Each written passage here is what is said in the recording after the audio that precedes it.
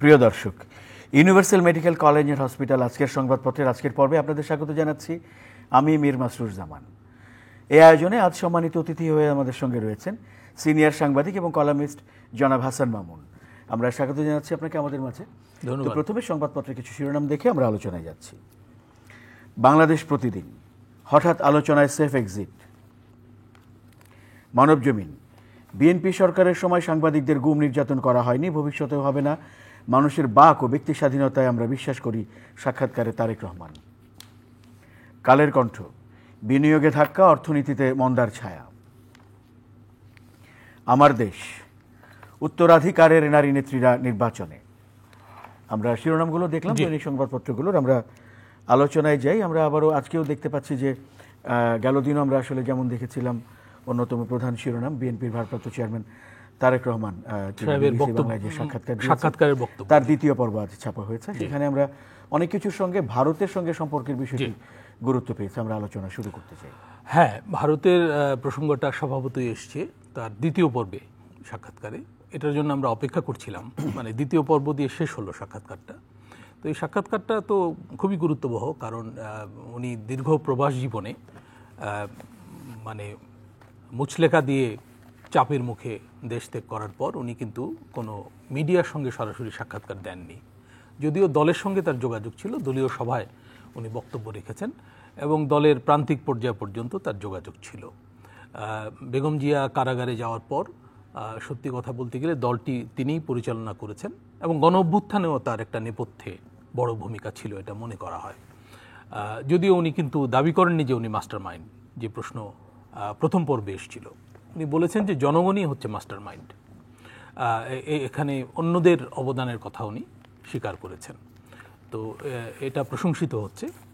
তো গোটা সাক্ষাৎকারটায় উনি কিন্তু বেশ মানে সতর্কভাবে কথাবার্তা বলেছেন, সতর্কভাবে এবং সংযতভাবে শব্দচয়নে উনি সতর্ক ছিলেন।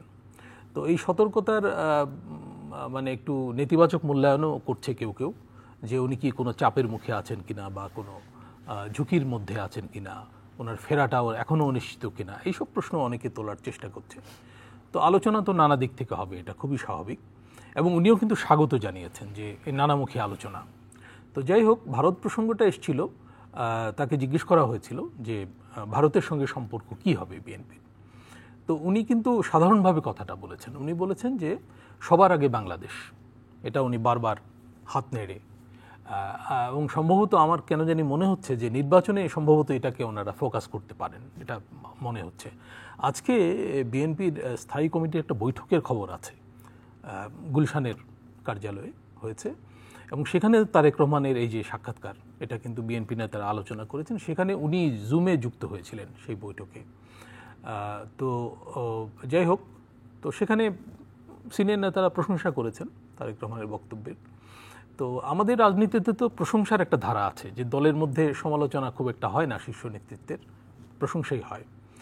তো আমরা আশা করব যে দলের মধ্যে মানে যদি ভিন্নমত থাকে সেগুলো অন্তত ইন্টারনালি আলোচনা হবে, এবং যদি অবস্থান পরিবর্তনের প্রশ্ন থাকে সেগুলো পরে পরিবর্তিত হবে।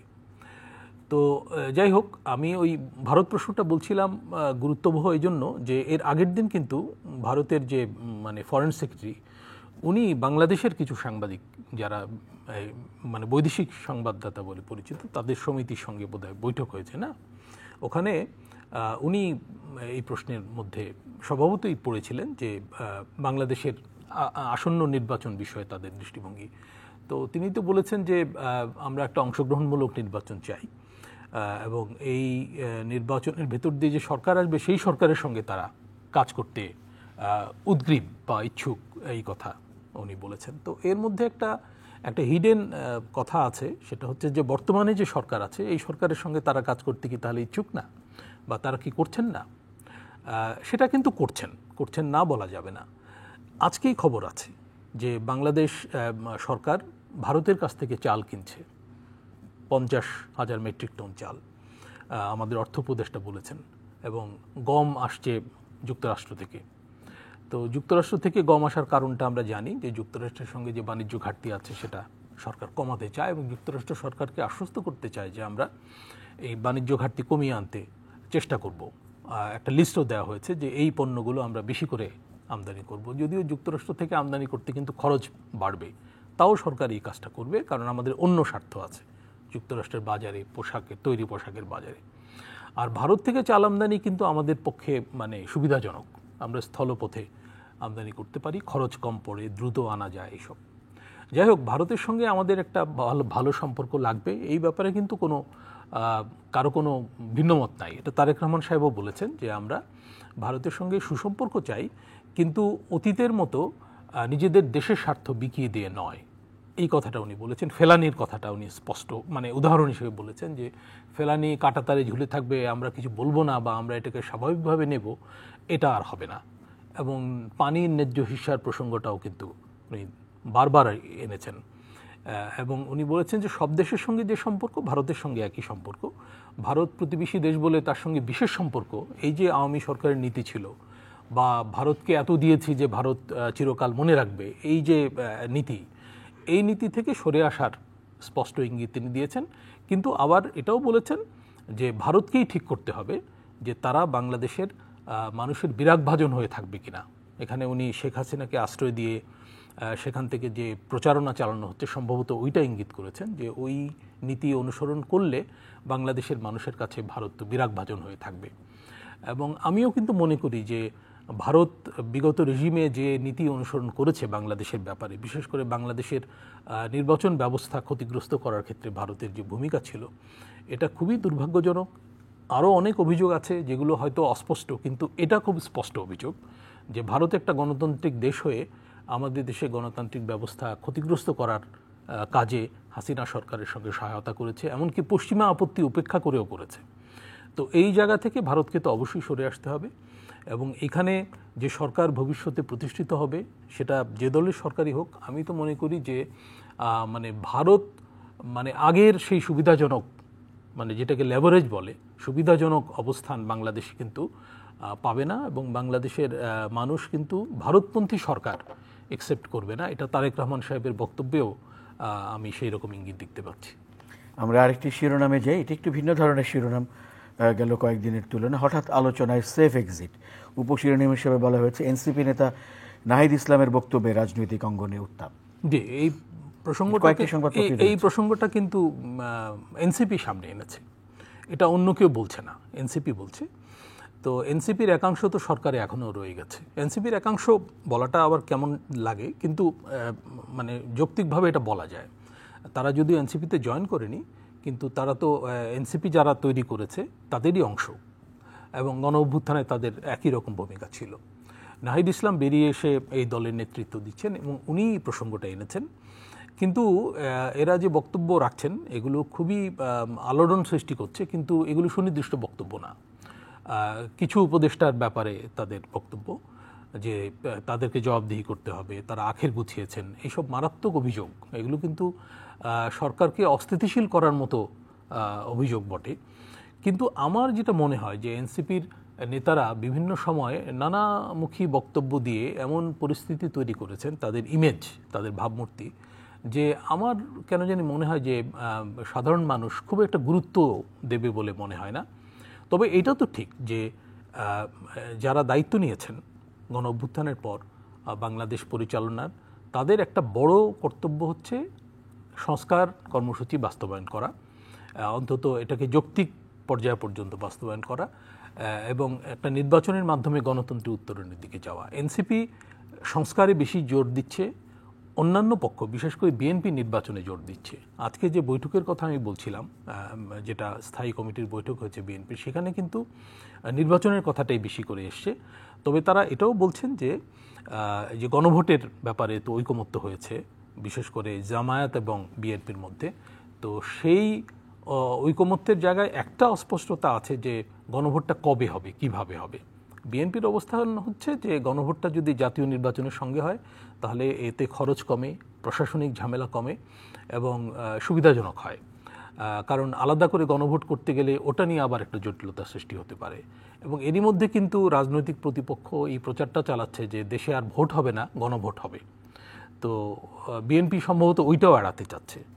এবং আমার মনে হয় যে এটা যুক্তিপূর্ণ যে একই সঙ্গে গণভোট যদি করতেই হয় একই সঙ্গে করা, খরচের বিষয় আছে। সরকার কিন্তু অর্থ সংকটে আছে, এটা উল্লেখ করতে হয়। মাঝে এইসব খবর বেরিয়েছিল যে সরকার এই যে সরকারি খাতের লোকজনদের পুষতে একটু হিমশিম খাচ্ছে, এই খবরও এসেছিল। যদিও আজকে অর্থ উপদেষ্টা বলেছেন যে সেরকম কোনো সংকট নেই। আমরা কিন্তু জানি যে রাজস্ব আদায়ে একটা স্থবিরতা এবং কর জিডিপি অনুপাত কমে গেছে এই সরকারের আমলে।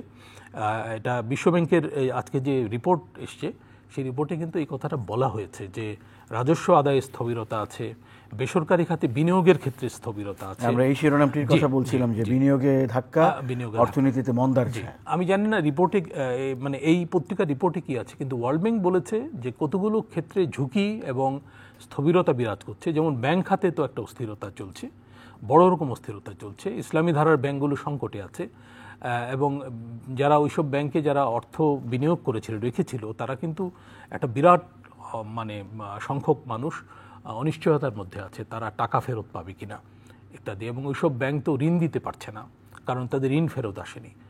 আর বিনিয়োগ বাড়ছে না বেসরকারি খাতে, কর্মসংস্থান বাড়ছে না এবং এই কারণে আইনশৃঙ্খলার অবনতি হচ্ছে বলে পুলিশ বক্তব্য দিচ্ছে। যেমন গাজীপুরে যে পরিস্থিতির অবনতি হয়েছিল তখন বলেছিল যে গাজীপুরে অনেক কারখানা বন্ধ হয়ে যাওয়াতে অনেকে আইনশৃঙ্খলা পরিস্থিতির অবনতি ঘটাচ্ছে, মানে মানে সন্ত্রাসে নেমে যাচ্ছে। তো এটা ওয়ার্ল্ড ব্যাংকের রিপোর্টেও আছে।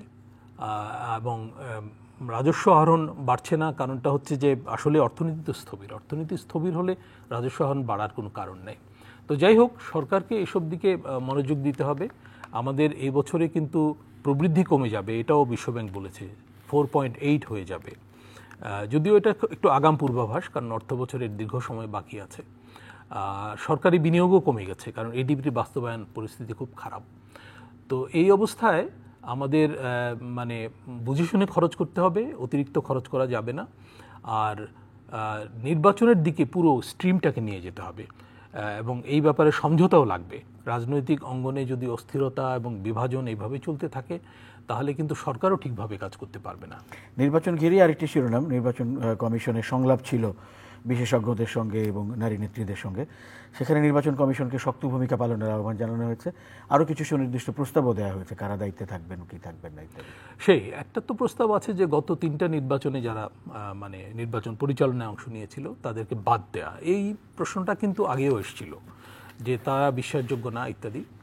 তো এই ব্যাপারগুলো মানে ড্রাস্টিক সিদ্ধান্ত নেওয়া ঠিক হবে না, আবার কেয়ারফুলিও সিদ্ধান্তগুলো নিতে হবে।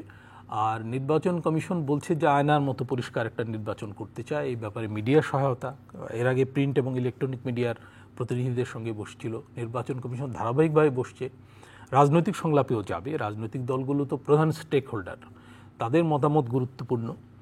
আর হচ্ছে যে সরকারের সহায়তা লাগবে, আইন শৃঙ্খলা পরিস্থিতির একটা বড় রকম উন্নতি লাগবে এবং এখানে সেনাবাহিনীরও একটা বড় ভূমিকা আছে। সেনাবাহিনী কিন্তু গণ অভ্যুত্থানের শেষ মুহূর্তে হলেও একটা স্টেক হোল্ডার এবং তাদের একটা বলিষ্ঠ ভূমিকা ছাড়া আগামীতে আমরা গণভোট করি, ভোট করি, যাই করি, গণতন্ত্রের উত্তরণ কিন্তু সহজতর হবে না।